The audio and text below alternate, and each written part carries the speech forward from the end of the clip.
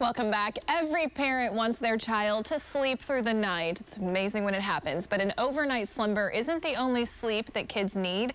Naps are very important, especially for babies and toddlers, but it can be tricky to know when it's time to stop nap time.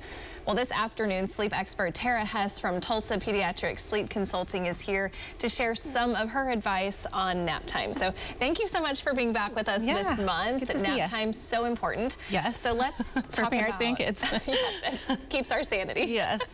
So how do you tell if a child is, just truly not tired versus they're resisting nap time? Because we're trying to figure out when we can actually drop naps altogether. Yeah, I mean, I think you want to look at the overall big picture. If there's a child who generally hasn't napped well in the past and that's kind of a pattern, then maybe there's another issue, like with the napping. But I mean, if they generally do nap well and then they suddenly aren't napping well, then it may be truly that they're just not tired. Okay, and you can tell when your child is tired, they're fussy, Yes, absolutely. Okay, and then talk about kind of shifting a child's nap time to later in the day.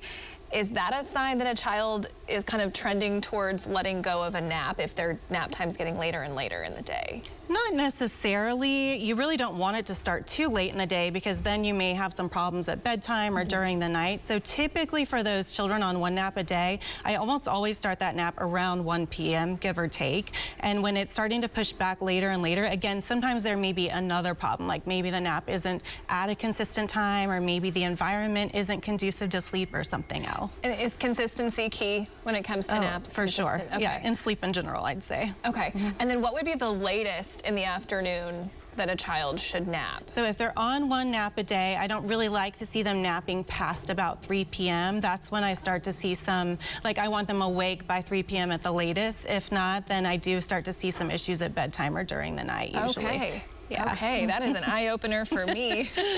And finally, what should a parent do before assuming that their child is ready to drop that nap altogether? Yeah, well, I mean, look at, number one, their age. So most of the time when children turn 3, they're still taking a daily nap and they still really need that daily nap.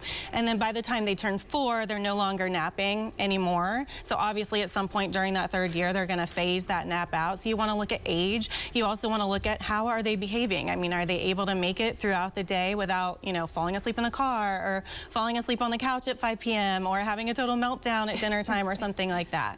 So look at age, look at behavior, and then make sure they're getting the right amount of sleep at night if they're not napping anymore. And how much sleep at night? I guess it would vary by the age of the child. So like a 4-year-old is gonna be usually the average age where they've totally phased naps out, and at that age they usually need about 11.5 hours of sleep during the nighttime. Oh wow, okay. Yeah. Okay, well thank you so much for coming today. We always appreciate it, and we'll see you next month with more great advice. Yep.